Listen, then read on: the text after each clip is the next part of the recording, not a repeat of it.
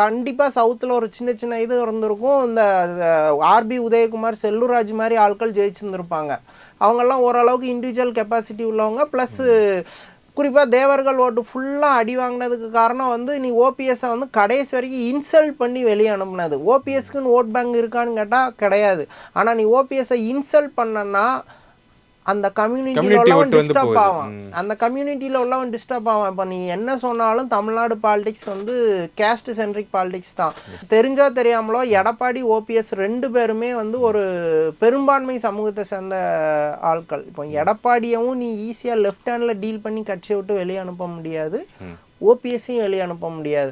2 பேரும் ஆளுமை மிக்க தலைவர்கள் கிடையாது. ஆனால் நீ அவங்கள டிஸ்டர்ப் பண்ணனா அந்த ஜாதிக்காரன் அவனை டிஸ்டர்ப் பண்ணாதான் திங்க் பண்ணுவான். ஸோ அதுக்கான ரிவர்ஸ் வந்து ஏடிஎம்கே அனுபவிச்சிருக்கு. எடப்பாடி ஸ்டில் அதை உணரலை.